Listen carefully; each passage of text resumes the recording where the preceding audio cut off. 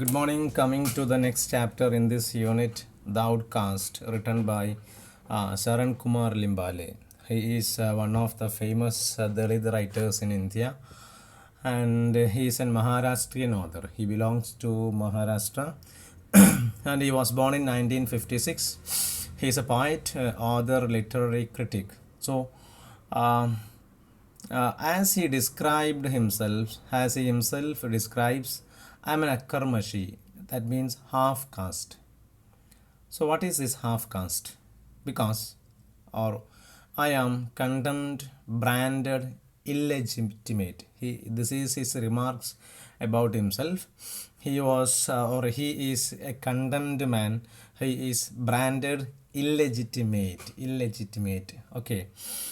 അദ്ദേഹത്തെ അവിഹിതം അല്ലെങ്കിൽ ഒരു തരം താഴ്ത്തപ്പെട്ട ആൾ എന്ന രീതിയിലാണ് അദ്ദേഹത്തെ അക്കർമശി ഹാഫ് കാസ്റ്റ് കൊണ്ട് ഉദ്ദേശിക്കുന്നത്. അതിൽ കൃത്യമായൊരു ഡെഫിനേഷൻ നമുക്ക് നൽകുന്നുണ്ട് ശേഷം.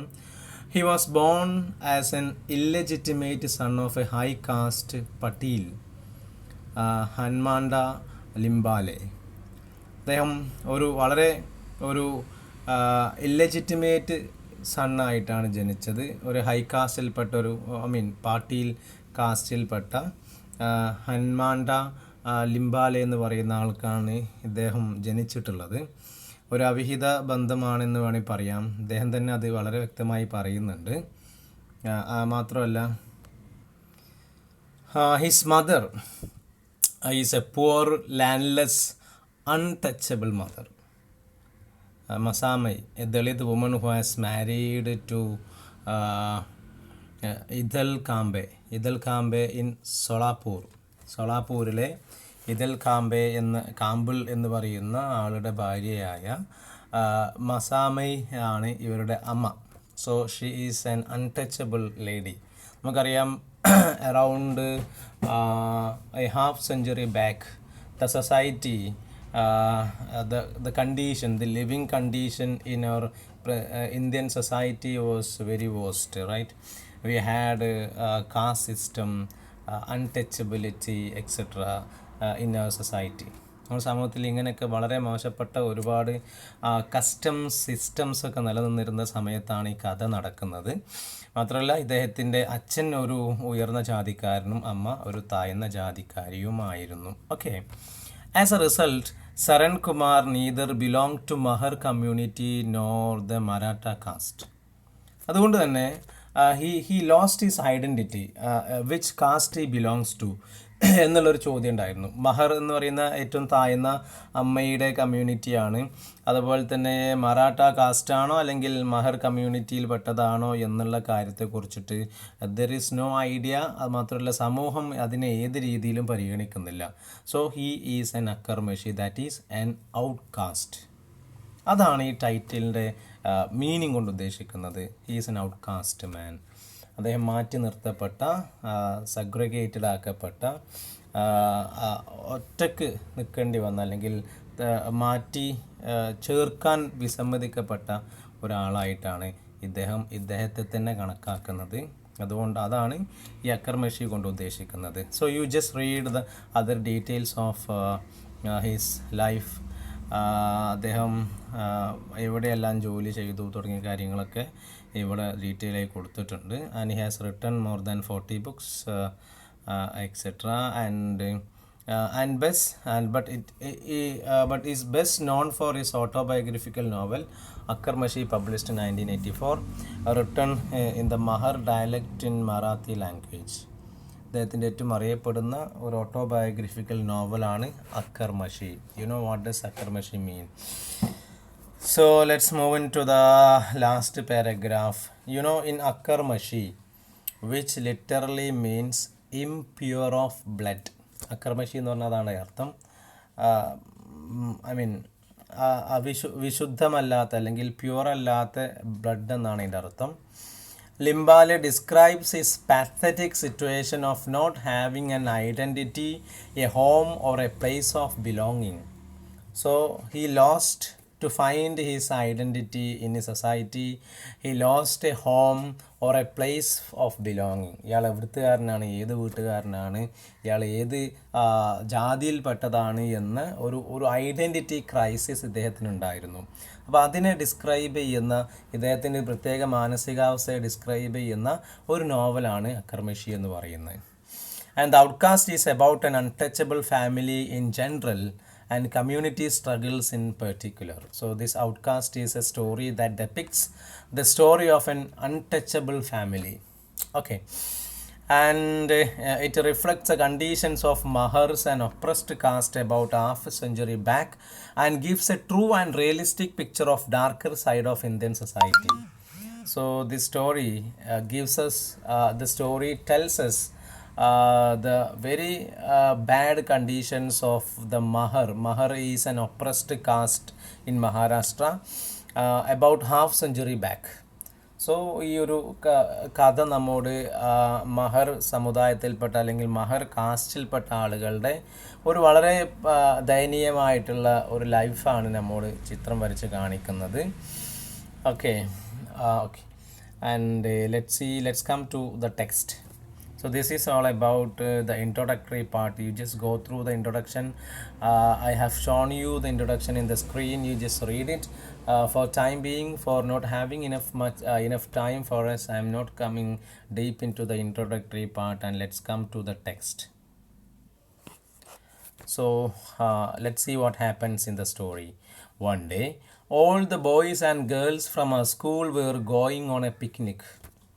So the students of a school, they were going for a picnic.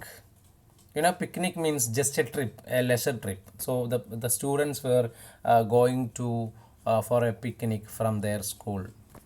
But we, the Mahar boys, as I told you, Mahar is a society, is a caste in a Dalit community found largely in Maharashtra, where they constitute around 10% of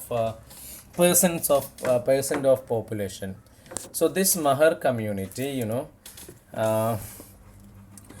we the Mahar community did not know this.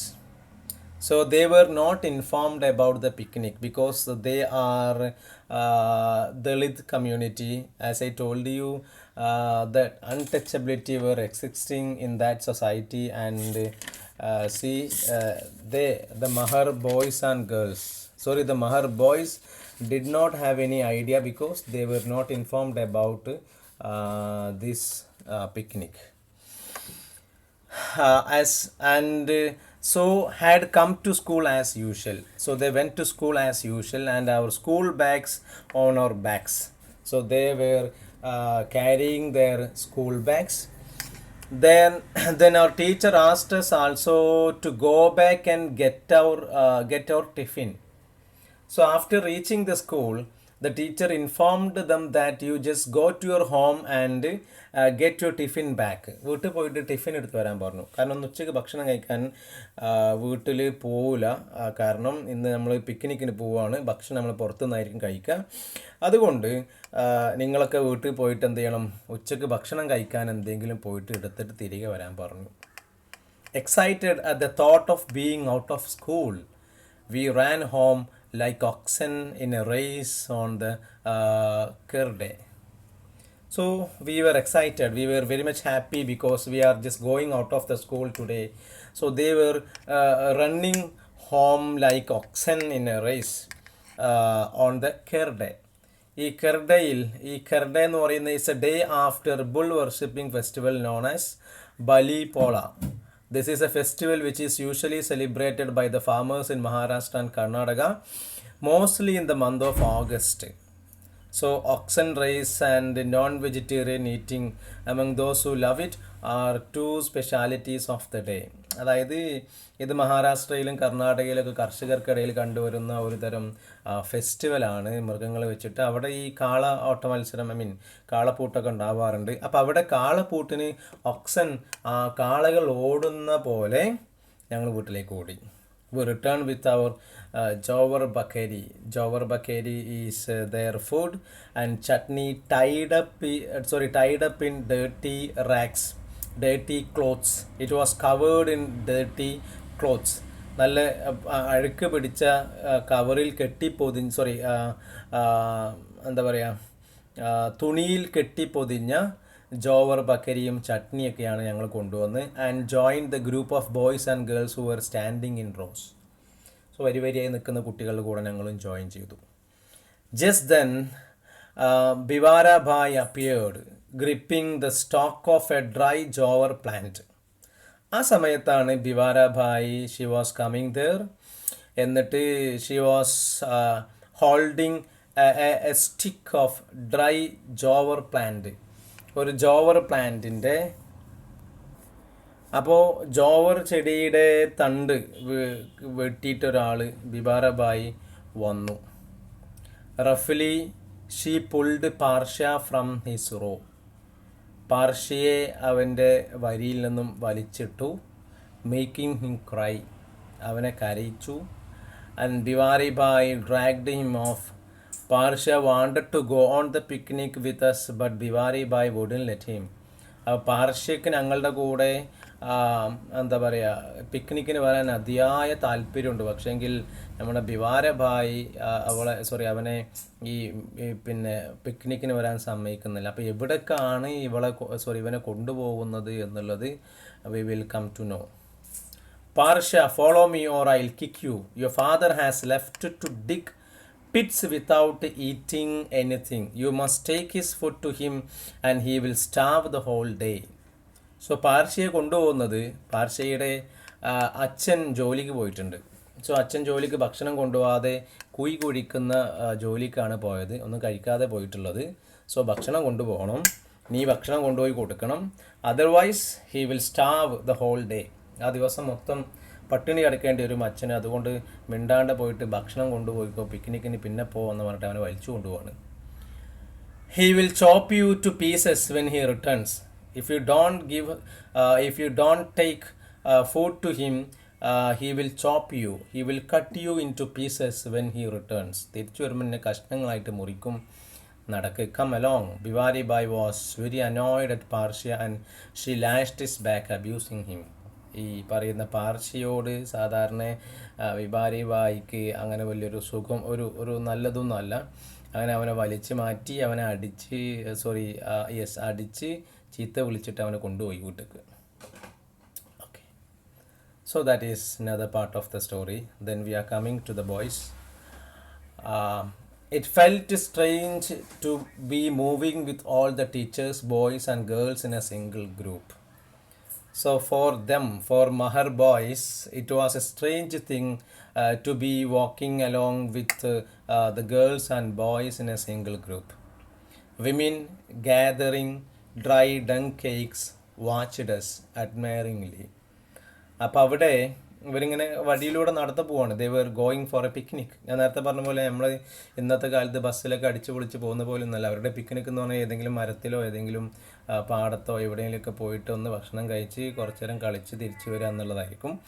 അപ്പോൾ ഇവർ പോകുന്ന വഴിയിൽ ദേ so many women.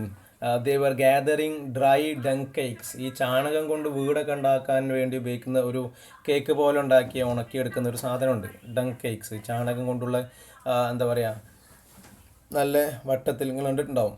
North ഇന്ത്യൻസൊക്കെ വീടിൻ്റെ മേലൊക്കെ ചാണകം ഉണക്കി setup ആക്കിയിട്ടാണ് ചെയ്യാറുള്ളത്. അപ്പം അവർ ഈ പറയുന്ന ഉണങ്ങാൻ വെച്ചിരിക്കുന്ന ഡങ് കേക്ക്സ് ഒക്കെ പെറുക്കുന്നുണ്ട്. They watched us admiringly. അങ്ങനെ അവരിങ്ങനെ ഇവരെ ഇങ്ങനെ നോക്കിക്കൊണ്ടിരിക്കുക.